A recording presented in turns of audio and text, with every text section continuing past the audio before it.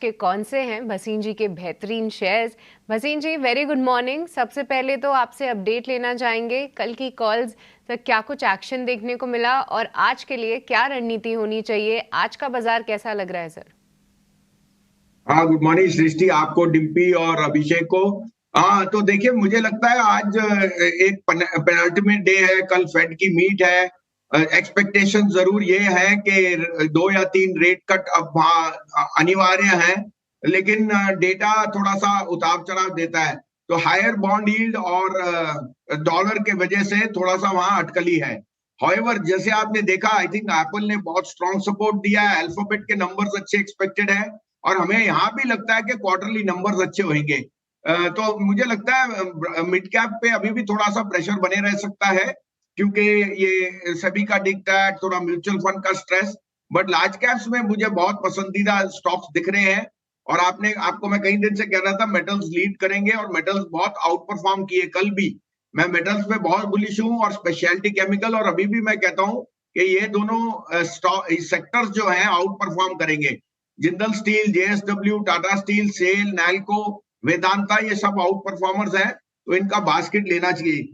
दूसरा, सृष्टि जी, मुझे लगता है कि पावर लेंडर्स बहुत स्ट्रॉन्ग स्पेस पे हैं, given that receivables from state electricity board is the highest in the history of the country. Solar, wind और रिन्यूएबल्स में जिस तरह से मोदी जी ने 1 लाख करोड़ का और बजट दिया है, वो सब आरईसी पीएफसी करेंगे। तो सिलेक्टिवली आपको ये डिक्लाइन में अच्छे शेयरों में घुसना चाहिए। और मुझे लगता है मार्केट इस कंसोलिडेशन के बाद, होली के बाद, एक बहुत अच्छी रैली आएगी, जिसमें ये 22,500 का टारगेट एक इंडेक्स पे जरूर आएगा, क्योंकि इंडेक्स में कंसोलिडेशन काफी टाइम से हुई है, अंडर परफॉर्मेंस अब खत्म हो गया। मुझे यहाँ से लगता है कि आउट परफॉर्मेंस आ सकता है। अपडेट दे दूं, कल मैंने दोनों आपको इंश्योरेंस स्टॉक्स दिए थे, मैं अभी भी कायम हूं, ICICI Pru, HDFC life. Insurance के जो प्राइवेट लेंडर्स, प्राइवेट प्लेयर्स हैं, वो बहुत स्ट्रॉन्ग पोजीशन में है। और उनका फोकस अब not only on insurance new product, deposit पे भी बड़ा स्ट्रॉन्ग है, क्योंकि आप देख रहे हैं liability franchise is giving better, और इनके यहाँ यील्ड्स में मार्जिन बहुत स्ट्रॉन्ग होते हैं।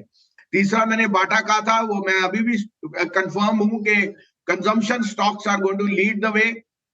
गोदरेज कंज्यूमर मेरा एक टॉप पिक होता था, वो न्यू हाई पे गया है, और मुझे लग रहा है Bata will do extremely well in the coming quarter.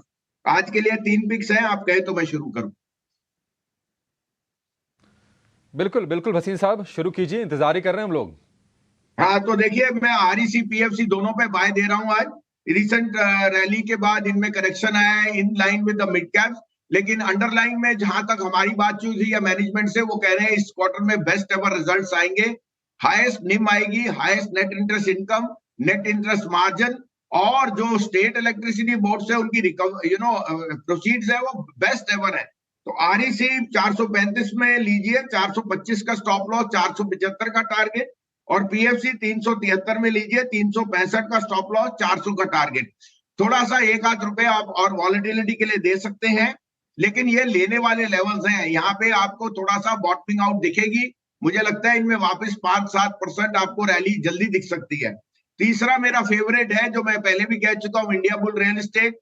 इसने 95, 98 डबल टॉप बॉटम टेस्ट किया है, और जहां से रिबाउंड 120 का बहुत स्ट्रांग है। 125 के ऊपर ही ये गोली की तरह चलेगा, 150 तक हाथ नहीं आएगा। आपको ये भी बता दूं, 24 तारीख को एनसीएलटी होपफुली इसके मर्जर को क्लियर कर देगी, जिसमें एम्बेसी का स्टेक बढ़ जाएगा।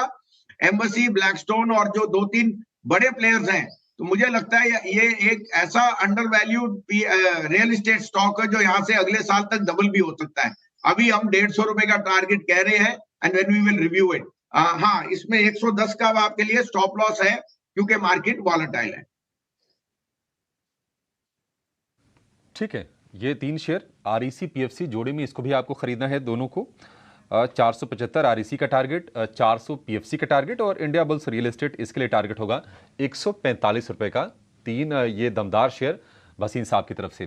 भसीन साहब, बहुत शुक्रिया आज आपका समय देने के लिए, और बाजार पर अपना एक व्यू शेयर करने के लिए, और ये बेहतरीन शेयर भी हमारे दर्शकों को बताने के लिए।